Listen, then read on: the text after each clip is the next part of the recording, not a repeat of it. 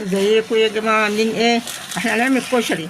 هنا حطينا ميه المكرونه، حطينا شويه ملح وشويه زيت، وحطينا المكرونه تتسلق، وراها لكم تتسلق. وهنا بنسلق حمص اهو، حمص الشام عشان الكشري. وهنا بنعمل التقليله ترش فوق الوش، هناخد الزيت بتاعها ونعمل الكشري واوريها لكم. وهنا المكرونه. بصوا يا جماعه، احنا هنحط العدس يستوي شويه، وحطينا البصل والزيت، حطينا الكمون ويستوي شويه بقى. هنحط الرز بوريه لكم. حطينا التومه بتاع الصلصه بتاع الكشري، هنعمل كشري مصري.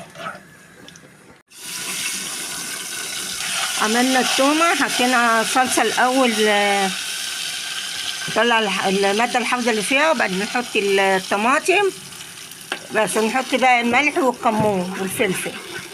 نحمر الشعريه بتاع الكشري اهي، متحمره اوريها لكم.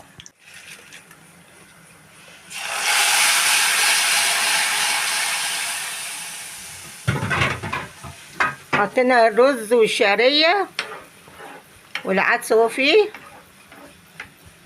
وما يستوي بقى طبعا حطينا الكمون وحطينا فلفل اسود وحطينا الملح وقلبناه، ولما يستوي اوريهولكم. مع حمص الشام عملناه، حطينا طماطم، وبعد قرب السوا كده حطينا الملح. طماطم حطينا الملح، هنحط ايه اما يستوي نحط شويه كمون عشان ما يجليش فيه قوي يمرر. الكشري اهو، عايز بقكم الف انا والشفا.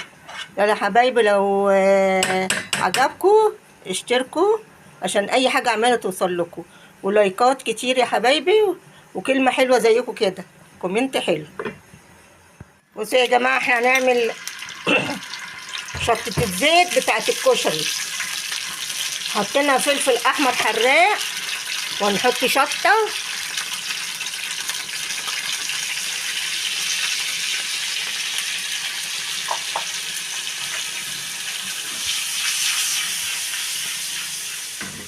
هتعملوا شويه على النار، وبعدين نحط لهم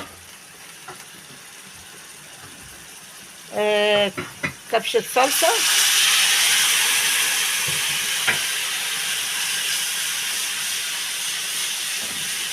بس هتغلي وهنطفي.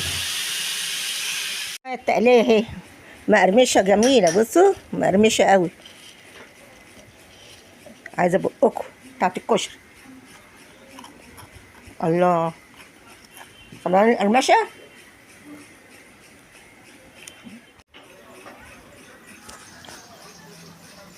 بصوا يا جماعه، شوفوا الكشري شكله جميل ازاي، والشطه اهي، شطه الزيت اهي، شطه الزيت اهي، وكوبايه الحمص الشام عاملينه جنبه مع حمص هنا، والصلصه والدقه بخل والثوم وكده، وقوطه مقطعه بالتوابل والليمون وكده.